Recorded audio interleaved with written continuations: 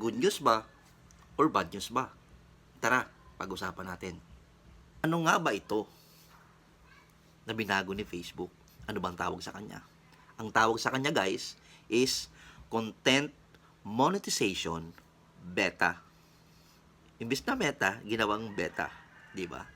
Hindi natin alam kung maganda ba to sa'yo, o maganda sa kanila, o maganda sa baguhan, or maganda sa dating kumikita na kay Facebook.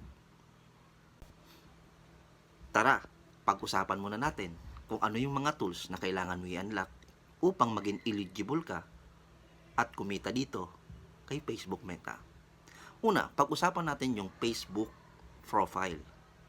Ito naman yung profile mo na inon mo yung professional mode. So, meron ka pong 5 tools dyan. Una, stars. Pangalawa, ads on reels. Pangatlo, in-stream ads. Pang-apat, subscription. At ang pang-5 naman ay yung bonuses. Guys, magkaiba yung profile at Facebook page. Sa Facebook page naman ay 6. 6 yun. Yan, 6. Ngayon, ano ba yun? Ang nadagdag lang dun, guys, is yung live stream ads.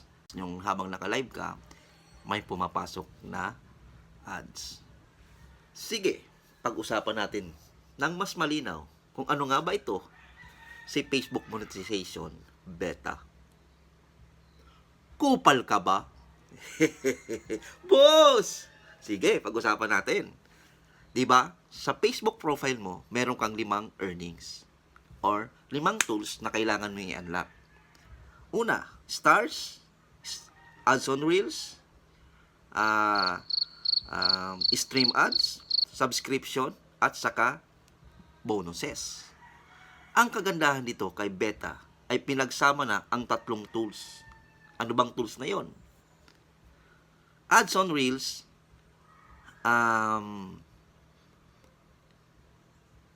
stream ads, at saka yung bonuses, yung 3.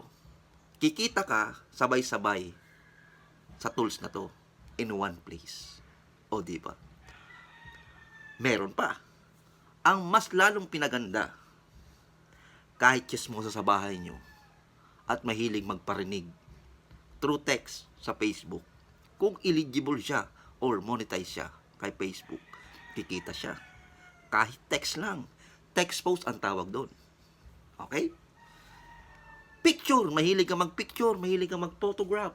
Mahilig ka mag-picture-picture, mag-selfie-selfie. Pag monetize ka at eligible ka, pwedeng kumita yung picture mo. Di ba? Lalong-lalo na sa videos na gagawin mo. O nagagawa ka ng content, videos. Maikli man o mahaba, kikita ka pa rin kay Facebook kung eligible ka. Ganon kaganda ang Facebook Monetization Beta. Paano ba ma-invite o paano ba makapasok sa program na ito? Sa susunod na video.